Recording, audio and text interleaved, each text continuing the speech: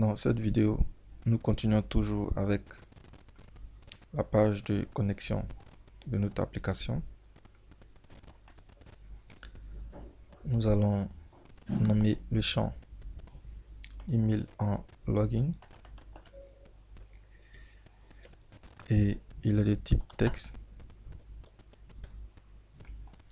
Le placeholder, le texte qui est affiché dans le champ. Toutes ces propriétés sont arrivées, ces attributs sont arrivés avec l'HTML5. Le label, et le fort du label.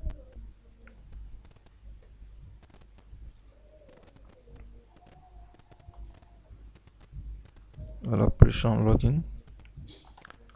On va ajouter l'astérisque pour indiquer que ces champs sont requis.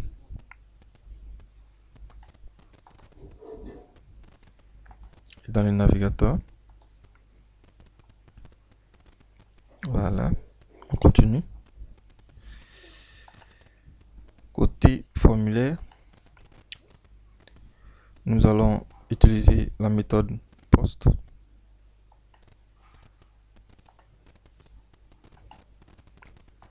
pour la validation du formulaire. Et donc dans le code, voilà, la méthode post est insérée.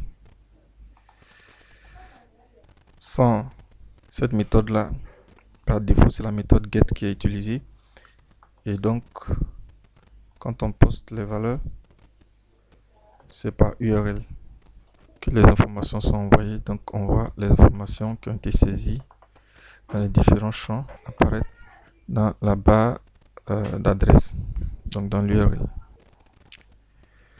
Notre page est prête.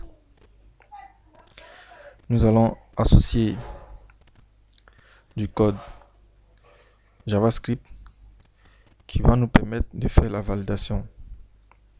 Déjà, on a une validation côté client, donc disons dans le navigateur ici, qui est faite avec l'attribut HTML5 require. Mais des navigateurs ne supportent pas tous l'HTML5. Et l'un des navigateurs qui supporte moins l'HTML5 est Internet Explorer, surtout dans ses versions inférieures à la version 11. Donc il serait intéressant donc de mettre en place côté client la validation par JavaScript pour ce genre de cas. C'est parti. Dans le menu Windows, on va afficher les behaviors. Voilà, les behaviors sont affichés. Donc on a la liste des actions qu'on peut faire. C'est du code JavaScript qui est généré au choix de ces différentes actions ici, de ces différents behaviors.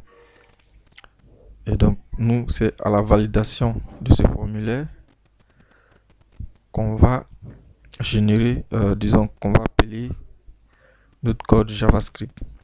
Donc c'est pour valider, c'est lorsqu'on va cliquer sur le bouton se connecter que le processus de validation commence. Alors donc on sélectionne le bouton, on va sur behavior et on prend valider de forme. Automatiquement les différents champs de notre formulaire apparaissent ici et on va les rendre obligatoires. Par exemple le login, en cochant ici require, et pour le mot de passe aussi on mettra require. Voilà, pour l'instant c'est suffisant. Ok, et on enregistre,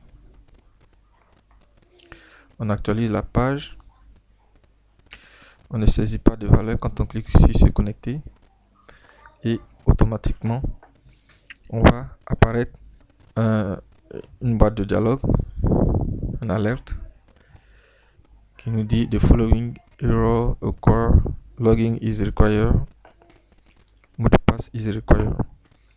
Donc c'est le code qui est généré dans la page qui nous affiche cette alerte. Et donc voilà le code qui est généré dans la page.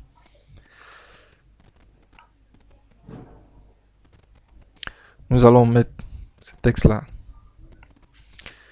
en français en disant ici veuillez corriger ces erreurs, par exemple.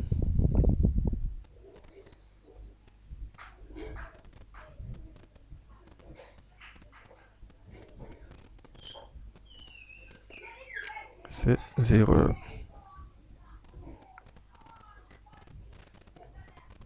Voilà. Dans le navigateur, on actualise. On clique sur se connecter. Voilà, on a veuillez corriger ces erreurs.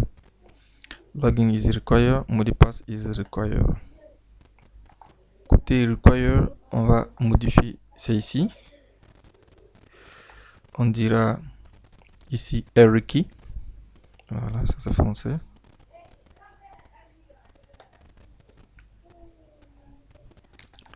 On actualise. On relance. Voilà. Veuillez corriger ces erreurs. Login est requis. Mot de passe est requis.